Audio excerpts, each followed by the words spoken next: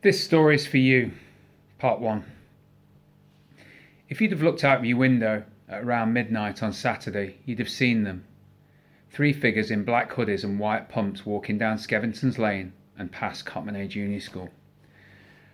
One of the figures made a gesture towards the low building with his hand before the trio moved right at the roundabout, heading up the hill towards town. Sean and Molly were at the front, both Year 7s. Behind them was Cian Law, a Year 6, dragging his feet. Cian knew what they were planning was wrong, but he was going to do it anyway. It was this or go home, and he didn't want to go home. Not while Eddie was around. An hour later and the streets of Ilkeston were silent. The sky was empty. The trio had been waiting for the drinkers to leave the pubs and for PC Sharma's patrol car to move on. Now, just silence. Sean and Molly led Cian round the back of the row of shops opposite the post office and down an alley lined with metal grilles and steel-reinforced doors.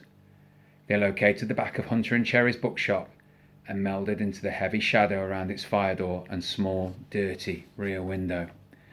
The three children were almost invisible now, hoodies up, faces covered. Sean eased a large plastic bin onto its side under the bookshop window and climbed onto it. Next, Molly pulled a long piece of metal from inside her trousers and handed it to Sean. As Sean got to work, Molly peered down the street whilst Cian watched for people coming the other way. With perfect timing, the sound of an approaching freight train began as a faint echo in the distance, gradually growing louder and louder, until it was the only thing they could hear. Sean forced the rattling window open with his crowbar. A loud crack of splintering wood was completely masked by the sound of the train. There was no burglar alarm, or if there was, it didn't go off. Sean went in through the window first, straining and wriggling like a worm, then Molly, and finally Cian. Each dropped onto the floor of a small room with a toilet and a sink. They crept from here into the shop.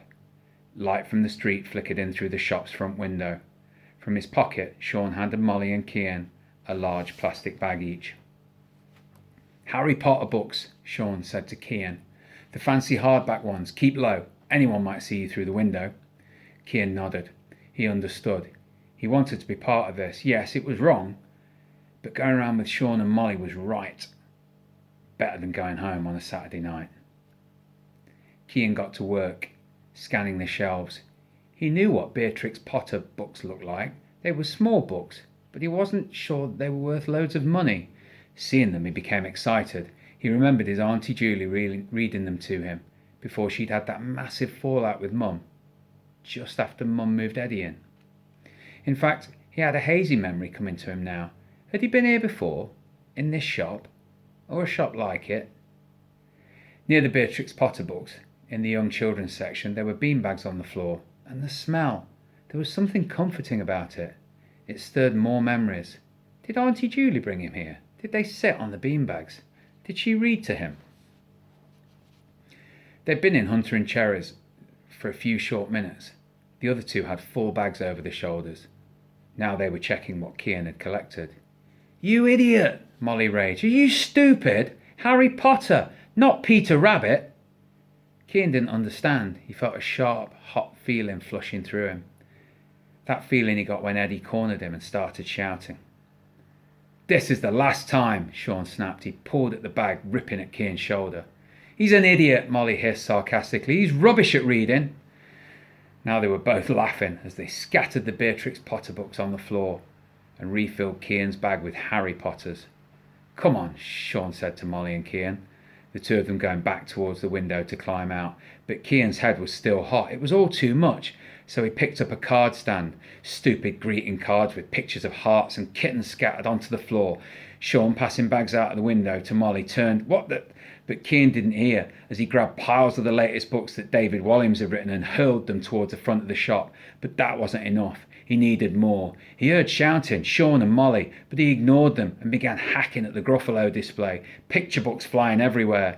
A small cardboard mouse became buried amongst the debris. There was only one display left standing, a small table with a pile of paperbacks on it, a sign above them reading, "Signed by the author." Cian stopped in his tracks. That couldn't be true, could it? a book that an author had actually touched and written his autograph in. He opened the book. It was called Escape to the Future by Robin Silito. And there it was, the autograph, along with the words, "This story is for you, Robin Silito." "This story's for me?" Cian whispered. A sudden sharp banging on the shop front shocked him. He looked up, surprised. 2 men about the same age as Eddie were hammering on the window. A third was on his phone. Cian stared from one to another, then, putting the book in his pocket, stuck his fingers up, turned and ran.